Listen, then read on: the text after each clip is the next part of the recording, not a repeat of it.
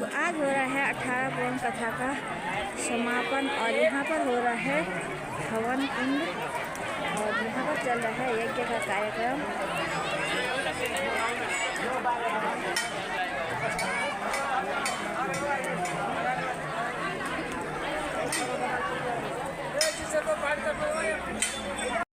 मंदिर में जैसे तमाम भक्तों की भीड़ लगी हुई है, चारों तरफ सब बैठे हुए हैं। यहाँ यज्ञ हो रहा है, चल रहा है, तो यज्ञ का कार्यक्रम यहाँ पर और सभी भक्तों की भीड़ यहाँ पर लगी हुई है चारों तरफ।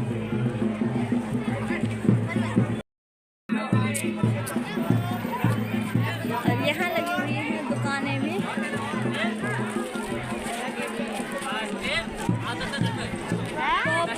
आइसक्रीम 10 की आइसक्रीम।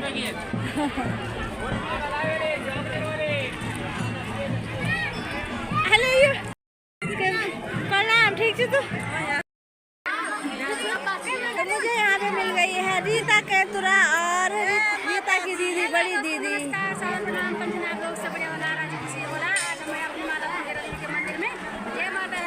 सभी भक्तों पे अपनी नजर बनाए रखना। जय माता रानी, जय माता रानी।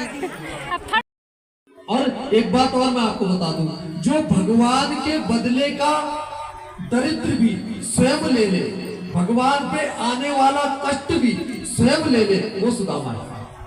समझ रहे हो? हमारे आरती करते हैं ना, आरती का अर्थ क्या है? त्राहि त्राहि आरत हरण शरण सुखद रघुवीर। आरती का मतलब ये थोड़ा ही है कि तन मन धन सब कुछ घरावे। आजकल व्यक्ति बड़ी विडंबना है, खूब आरती का तन मन धन सब कुछ है, तेरा कब्जा रहेगा मेरा। तो मेरा जो ये अभाव में जीवन है, भगवान श्री कृष्ण सुदामा जी वन में जा रहे थे, गुरु माता ने चने रख दिए, दुर्वासा मुनि आए। दुर्वासा मुनि ने कहा, देवी हम भूखे हैं, हमें भोजन कराइए। मैया ने कह दिया कुछ नहीं है। सो महाराज चने छुपा दिए। कृष्ण और सुदामा जी से बहुत प्रेम करती थी गुरु माता, अपने बालकों को भूखा नहीं रखना चाहती। दुर्वासा जी ने नेत्र बंद करके देख लिया कि चने भोजन तो है। देवी तुमने हमसे झूठ कहा, जो इस भोग को खाएगा वो दरिद्र हो जाएगा, वो गरीब हो जाएगा। सुदामा जी ने सुन लिया। सुदामा जी ने कहा कि मैं अपने भगवान पे तो कोई कष्ट आने नहीं दूंगा, मैं ही हो जाएगा। और सुदामा जी ने उनका भोग लगाया। समझ, चोरी के चने नहीं खाए, भगवान को भूखा रख के नहीं खाया, भगवान को जो दे दिया सुदामा जी ने, तो महाराज शिक्षा काल से ही दे दिया, शिक्षा काल से दे दिया। वही सुदामा जी। पत्नी कह रही कुछ नहीं है, और तुम्हारे मित्र है ना, वो द्वारिकाधीश है, जाओ क्या पता कृपा कर दे, कुछ मिल जाए। जैसे ही सुदामा जी ने सुना जाओ, तो सुदामा जी प्रसन्न हुए। जैसे ही सुदामा जी ने सुना कुछ मिल जाएगा, सुदामा जी ने कहा देवी नहीं जाना, कुछ पाने के लिए मैं नहीं जा सकता, मैं अपने प्रभु से मिलने जाऊंगा, ये मेरा परम सौभाग्य है। और प्रभु से मिलने जाऊं सो महाराज कुछ मांग दूं, तो ये कैसी बात है? वो तो आपस में प्रेम नहीं तो स्वार्थ हो। तो भक्ति तो अहेतु की, और अहेतु की भक्ति सुदामा जी की। अहेतु क्या प्रतिहता ययात्मा संप्रसीदति। अहेतु की भक्ति है सुदामा जी की। देवी मैं जाना तो चाहता हूँ, अब मेरा परम सौभाग्य होगा। अयम ही परमो लाभ उत्तम श्लोक दर्शन। ये मेरा परम लाभ होगा कि मैं उत्तम श्लोक भगवान श्री कृष्ण के दर्शन करूं।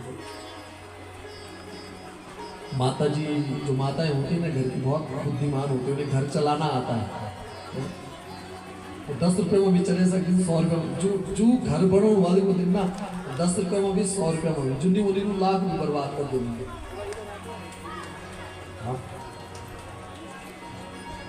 कैसे चलाना है, कितना खर्च करना है, कितना रखना है, कल के दिन कहाँ पर आवश्यकता पड़ेगी, सब माताओं को पता होता है। कामुद्यौन कथा देवन कनकन अमृत घोर चलो सब माताओं को। सुदामा जी की पत्नी ने सोचा ऐसे तो जाएंगे नहीं, आप दर्शन करने ही चले जाओ। और मन ही मन सोच रही है कन्हैया तो भगवान है, वो तो हर घट की जानता है।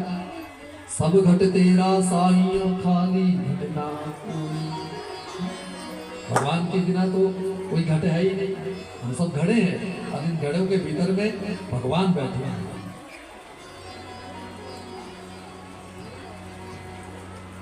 महाराज सुदामा जी महाराज एकाठी के देवी जाते हैं और मित्र के घर, छोटे बच्चों के यहाँ, गुरु के यहाँ कभी खाली हाथ नहीं जाना चाहिए। कभी जाए तो कुछ लेकर के जाओ। मैं क्या लेकर के जाऊँ, कुछ नहीं है।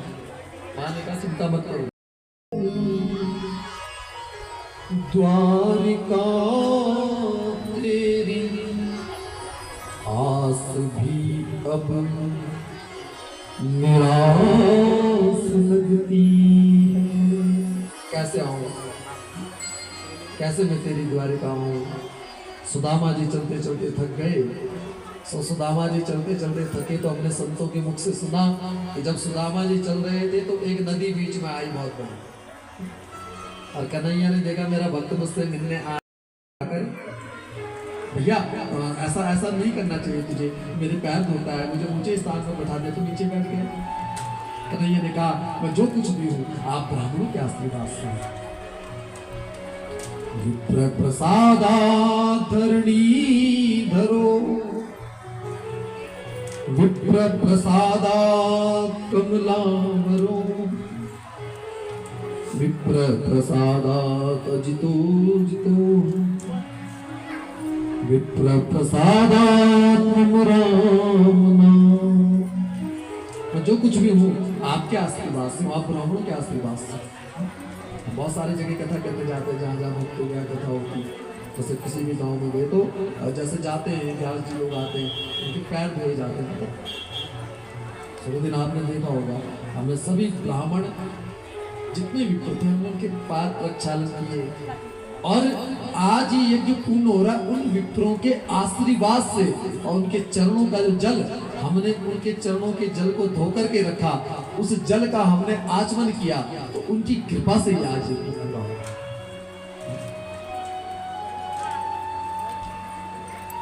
इतना विशाल यज्ञ हुआ। कभी आई मन में कि ब्राह्मणों को मिलता हो, केवल भगवान श्री कृष्ण का नाम संकीर्तन करने से कल्याण को मिल जाता है। भगवान सुखदेव ने कथा सुनाई। सुखदेव ने कहा राजन पिछले 7 दिनों से मैं तुम्हें कथा सुना रहा हूं, तुमने हजारों लाखों प्रश्न किए, मैंने हर प्रश्न का उत्तर दिया। अब कुछ देर में तक्षक आएगा, तुम्हें डस लेगा। बहुत ध्यान देना, अब ध्यान देना तुम्हें। तक्षक आकर के तुम्हें डस लेगा। मैं जा रहा हूं, मैं चला जाना। राजन जब तक मैं नहीं जाऊंगा तब तक तक्षक के आने का सामर्थ्य नहीं है कि वो इस सभा में आ जाए। जब तक राजन मैं इस सभा को छोड़कर नहीं जाऊंगा तब तक काल भी इस कथा के क्षेत्र से बाहर रहेगा। समर्थवान सदगुरु हो, सामर्थ्यवान गुरुदेव हो, सामर्थ्यवान सदगुरु हो तो अपने शिष्य को बड़े बड़े संतापों से मुक्त कर देते हैं। गुरु संताप हार। सामर्थ्यवान सदगुरु हो अपने शिष्य की मृत्यु को भी टाल सकता है, अपने शिष्य की मृत्यु को भी दूर कर सकता है। राजन जब तक मैं रहूंगा तब तक यहाँ काल प्रवेश नहीं कर सकता। तुम्हारे मन में कोई और प्रश्न हो तो पूछ लो, कुछ और तुम्हारे मन में जिज्ञासा हो तो उसे शांत कर लो। सुखदेव प्रभु के सन्मुख राजर्षि परीक्षित की आंखों में आंसू, नेत्र सजन है। प्रभु आप मेरी सभा में आए, इससे बड़ी कृपा मेरे को क्या होगा। प्रभु आपने मेरे सांसारिक घर को तीर्थ बना दिया, इससे बड़ी कृपा क्या है। प्रभु आप साक्षात एक बार भगवान श्री कृष्ण ने गर्भ में रक्षा करी थी, आज वो श्री कृष्ण आपके रूप में पधार करके वाणी से बरसे, इससे ज्यादा अमृत क्या बरसे।